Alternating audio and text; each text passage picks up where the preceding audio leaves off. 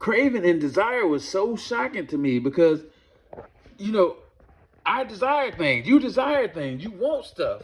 You long for stuff, and you know, you don't realize that it's keeping you down, that it's keeping you depressed, that it's keeping you frustrated, and you know, you're angry and upset, and you're in fear that you may never get what you want because it ain't coming. And see, that desire, that craving keeps you in this realm, you know, and you know, I was even like, God, but I thought you gave me the desire of my heart. You know, I thought that, you know, how am I down here on this lower level if you gave it to me? If the desire is something you gave it to me, and God was sharing with me that no, I didn't give it to you for you to still want it. You gotta have it. You gotta own it. You gotta already have it. You gotta live.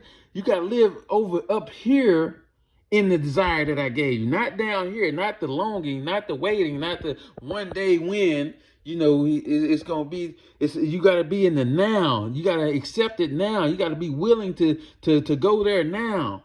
You know, you have to have love and appreciation for what I gave you, the desire that I gave you. Now you got to find peace with where you're at now in your desire and in your joy and in your happiness. You know, you gotta be there is what he was showing me. And see, but what we do is we want it, and we act like we got it, and you know, but in our feelings, we're in a craving feeling like I want it, I want to go get it, and I want to. And this is where the devil gets you at, is if he can get you to crave it, and if he can get you to think that you don't already have it and that you have to go and get it, he can rule over you. You know, he can see, and that's why. Look, God told Cain before he killed his brother. He says, why are you downcast? Why are you angry? Why are you downcast? Why are you down here trying to force something? If you did good, if you did love, peace, joy, if you did the good thing, would I not have blessed you also? He said that the enemy is crouching at your door and wants to rule over you. He wants to be over you. The enemy wants you down here so he can rule over you. But you must rule over it. You must go above it. You must go above your pride and go into courage. You must go above your anger and go into love. You know, you must go above your fear and go into peace and reasoning and acceptance. You know, you gotta go above shame and go into peace and enlightenment. You know, you have to rule over it, is what God was telling Cain. You know, because look, as long as we're operating in this level, the enemy can rule over us. He can get us off track. He can cause us pain and hurt, and he can have us running from here to there, you know, like a chicken with his head cut off, you know. But when we start to live in this area, see the enemy, the devil don't have no real estate in Harlem. You know, that's what he don't have no real estate over here. This is kingdom territory. See, he got kicked out of this area. He got kicked out, and he fell.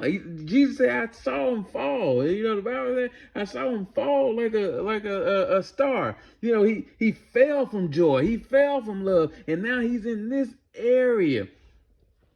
And look, the flesh is in this area, and so the flesh will always be in this area. So I'm not telling you won't never experience these things. You're going to experience this thing. You might experience it day to day in the flesh, but in the spirit, you don't have to go down here. You can live in the spirit up here. This is what Paul was saying. Live in the spirit. Live up here, not down here with your flesh. Those of the flesh, will fulfill the desires of the flesh. These things is what the flesh desires. But those that are of the spirit, the desires of the spirit up here. Look, it like it's mind blowing. It's mind blowing. And guess what? And when you up here, when you come up here in the spiritual realm, the, the things down here can't cross over. See this line right here. It's a small line, but in the spirit realm, this is a chasm. This is a separation. These things are separate from one another. And so what the enemy can't really get you. See, he can mess with your body, and he can mess with the things of nature, the fleshly thing. Your car can break down. You can get an eviction notice. These are all fleshly things in here. But in your mind and in your heart and in your spirit, you can exist up here. You can have love. You can have acceptance. You can have peace. And when you're living up here, when you're living in joy, when you're living complete, when you're living a perfect life, these things won't bother you anymore. Yeah, the car broke down.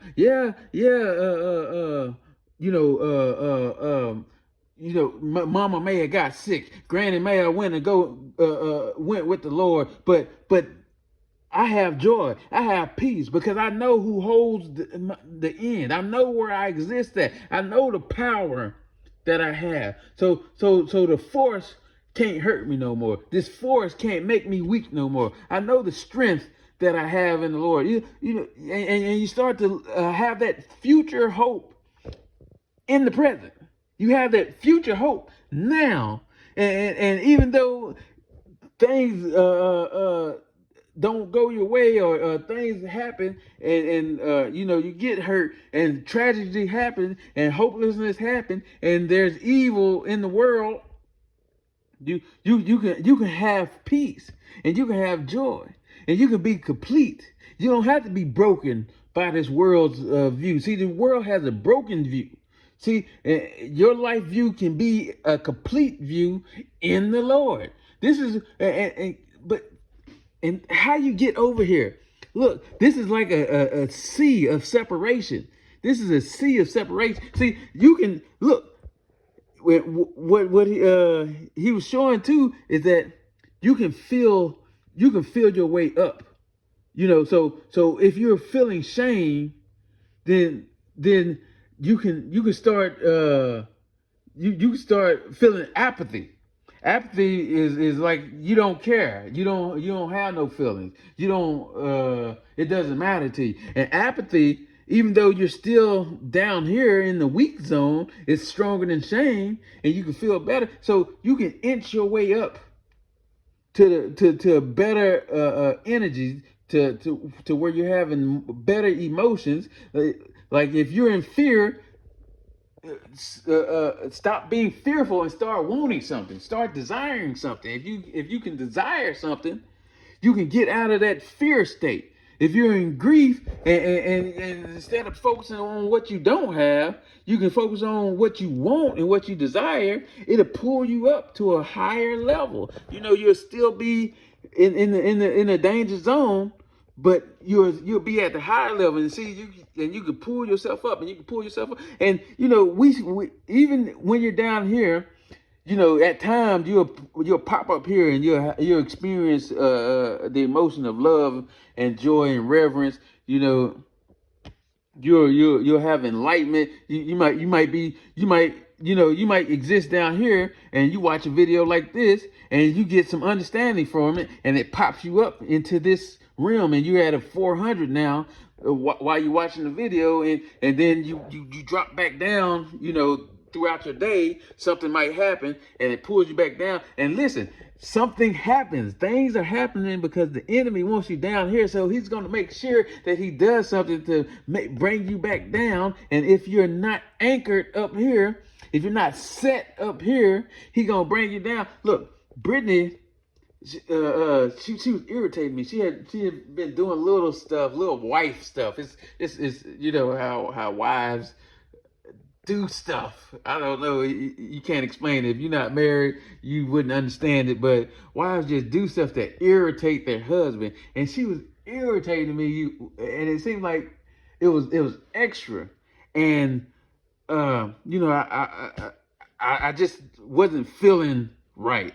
I wasn't feeling myself, and I hadn't seen this yet. I hadn't seen this map of consciousness yet, but I was feeling frustrated, and because I felt like something was on me, and she even when I expressed to her, well, we had a little falling out about the dog. It was like it's husband and wife stuff. It was about our dog, but it was a little argument or whatever, and I was fed up, so I quit talking to her or whatever. And the next day I was like, well, we need to talk, and she like, yeah, and she was saying that she felt like something has been wrong with me,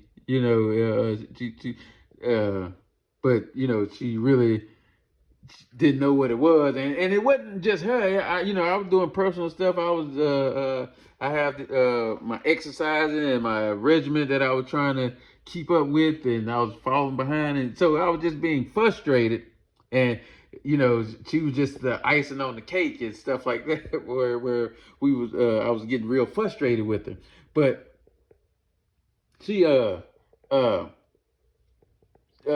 happened?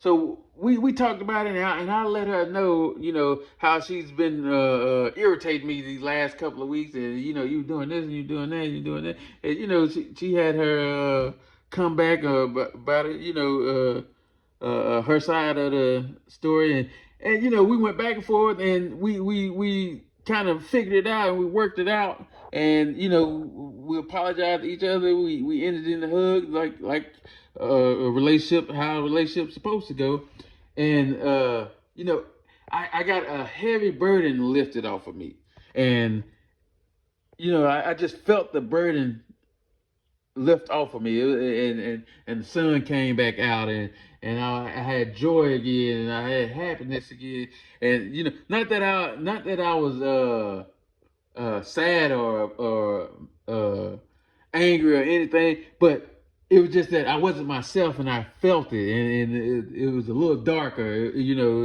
I had a little cloud over me, and I felt it, and I couldn't put it into words. But then I saw this map of consciousness.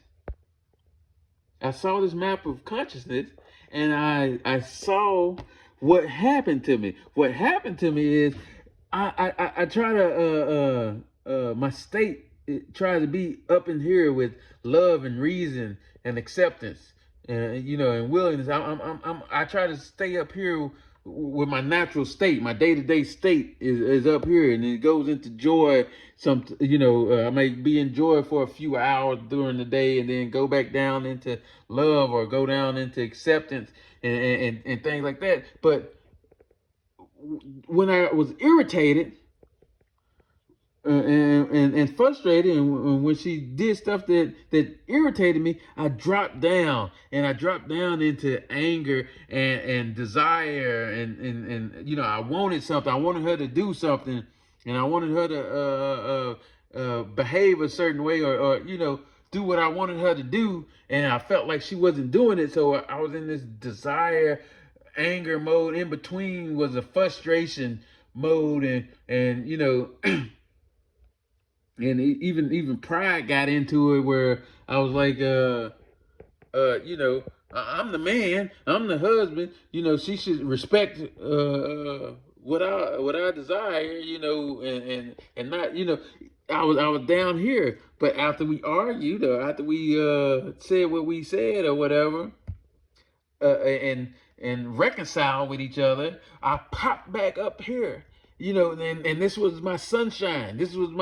I was back, I'm back, baby, because I was transparent with her. I wrote that post the other day that transparency and repentance and forgiveness clears the cache of your heart, and because Because when you're holding all that stuff in, when you're holding it in, that frustration and the anger, and when somebody does you wrong, and you just hold it in, and you fester over it, it's holding you down. It's pulling you down into this part. And God forbid if you do something and you become vengeful and you become spiteful.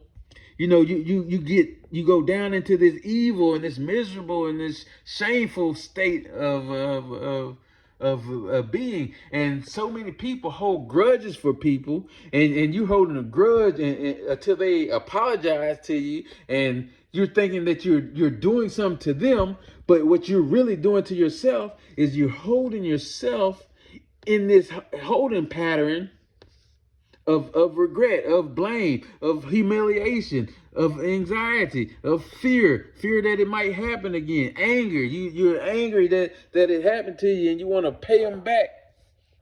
And you thinking evil thoughts, and you're vindictive, and you condemning people. You're just in this low state of energy, this weakened state, this state where you're trying to force something. You're trying to force them to feel bad, or to feel regret, or to feel, and the whole time you're feeling these things, and you're stuck in it. And if you would forgive them, if you would be transparent and see that, hey, I'm holding on to this, and I have a problem, and I don't want to hold on to this no more. I want to get it off, and I want forgiveness. And you take it to the Lord. Look, you pop back up into, you can pop up into this section, and you may not go as high. You may feel neutrality. You just may be satisfied when you forgive. You could just be satisfied. I'm just satisfied that I was able to release this frustration that I had, and let it be known that it's been harboring on me, and